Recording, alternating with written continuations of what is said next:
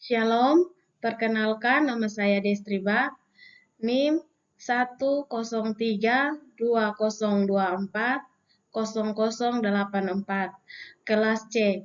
Di sini saya akan mempresentasikan desain perencanaan pendidikan inklusif di sekolah. Pengertian pendidikan inklusif. Kata inklusif berasal dari bahasa Inggris inklusif yang artinya termasuk dan memasukkan. Pendidikan inklusif diartikan secara sederhana sebagai sekolah reguler bersama dengan anak normal lainnya. Yang berikut ada 6 model pendidikan inklusif. Yang pertama, model kelas reguler atau inklusif penuh, yaitu anak berkebutuhan khusus yang tidak mengalami gangguan intelektual signifikan dapat mengikuti pembelajaran di kelas reguler. Model pembelajaran ini dilaksanakan dengan mengumpulkan atau mencampur peserta didik anak berkebutuhan khusus dengan peserta didik normal. Yang kedua, model klaster, yaitu anak berkebutuhan khusus dikelompokkan tersendiri. Dalam pembelajaran model ini, semua peserta didik tanpa terkecuali untuk belajar bersama-sama, walaupun bagi anak berkebutuhan khusus perlu didampingi seorang pendamping agar mereka dapat menerima pembelajaran sebagaimana layaknya anak normal. Yang ketiga, mode pull out, yaitu anak berkebutuhan khusus dipindahkan ke ruang khusus untuk mendapatkan pelajaran tertentu dan didampingi guru khusus. Tidak selalu anak berkebutuhan khusus dapat belajar bersama sepanjang waktu dengan anak normal, karena pada waktu tertentu anak berkebutuhan khusus ditarik dari kelas reguler untuk diberikan layanan yang khusus sesuai dengan kebutuhan mereka. Yang keempat, model cluster and pull out, yaitu kombinasi antara model cluster dan pull out. Model pembelajaran ini dilaksanakan pada waktu tertentu, anak berkebutuhan khusus dikelompokkan tersendiri, tetapi masih dalam satu kelas reguler dengan pendamping khusus. Pada waktu lain, anak berkebutuhan khusus ditempatkan di kelas lain untuk diberikan layanan khusus sesuai dengan kebutuhan mereka. Yang kelima, model kelas khusus, yaitu sekolah menyediakan ruang kelas khusus bagi anak berkebutuhan khusus, tetapi untuk beberapa kegiatan pembelajaran tertentu, semua peserta didik digabung dengan kelas reguler. Namun, pada waktu tertentu, anak berkebutuhan khusus diperkenankan bergabung dengan anak normal lainnya. Yang keenam, model khusus penuh, yaitu sekolah menyediakan ruang kelas khusus bagi anak berkebutuhan khusus. Oleh karena itu, anak berkebutuhan khusus belajar bersama anak berkebutuhan khusus yang lain. Kelas seperti ini hanya menampung anak berkebutuhan khusus tanpa bercampur dengan anak normal. Yang berikut latar belakang pendidikan inklusif.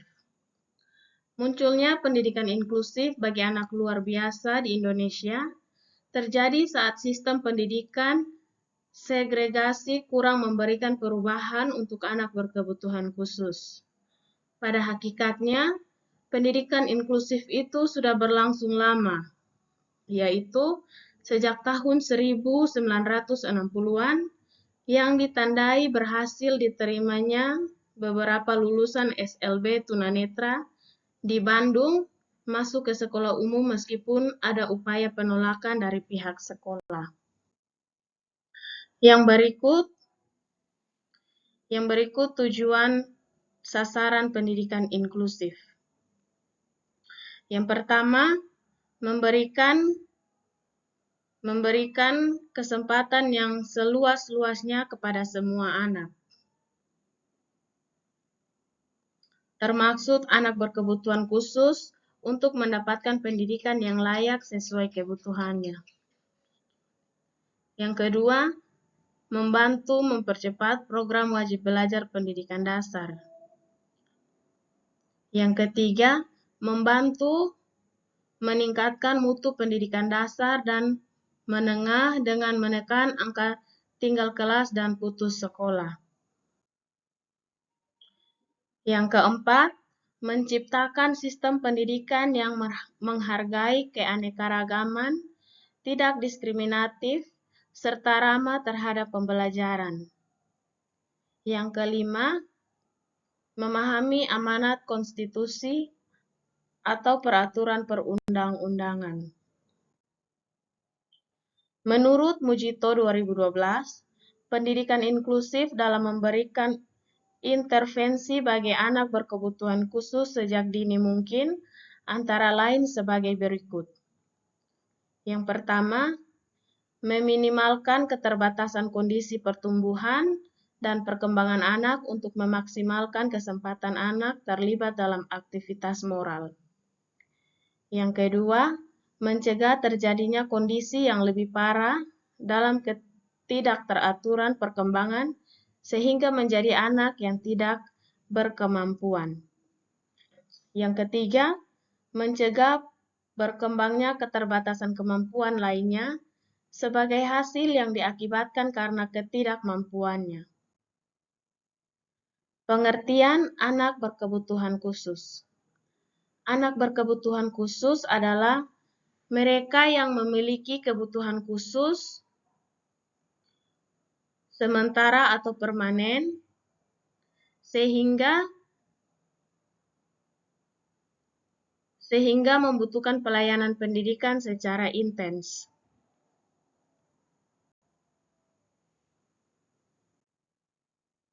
Ada 3 istilah yang dapat digunakan dari berkebutuhan khusus. Yang pertama, impairment, yaitu kehilangan atau ketidaknormalan dalam hal psikologis atau struktur anatomi dan fungsinya, yang biasanya digunakan pada tingkat organ. Yang kedua, disability, yaitu keterbatasan atau kurangnya kemampuan yang dihasilkan dari impairment untuk menampilkan aktivitas sesuai dengan aturannya. Yang ketiga, handicap, yaitu ketidakberuntungan individu yang membatasi atau menghambat pertumbuhan peran yang normal pada individu. Yang berikut ada 9 layanan yang bisa diberikan kepada anak berkebutuhan khusus di Indonesia. Yang pertama, tunanetra, yaitu anak yang buta atau yang tidak dapat menggunakan indera penglihatannya untuk mengikuti kegiatan belajar maupun kehidupan sehari-hari. Yang kedua, anak dengan hendaya pendengaran dan nada bicara atau tunarungu. Tunarungu wicara, yang secara umum mempunyai hambatan pendengaran dan kesulitan melakukan komunikasi secara lisan dengan orang lain. Yang ketiga, tunagrahita atau anak dengan hendaya perkembangan kemampuan yang memiliki masalah belajar yang disebabkan karena hambatan perkembangan inteligensia, mental, emosi, sosial, dan fisik. Yang keempat, tunadaksa atau anak dengan hendaya kondisi fisik atau motorik. Yang kelima, tunalaras atau anak dengan hendaya perilaku sulit menyesuaikan diri. Yang keenam, autism, anak yang memiliki kelainan dalam berbicara. Yang ketujuh, attention deficit disorder with hyperactive atau anak dengan hendaya hiperaktif.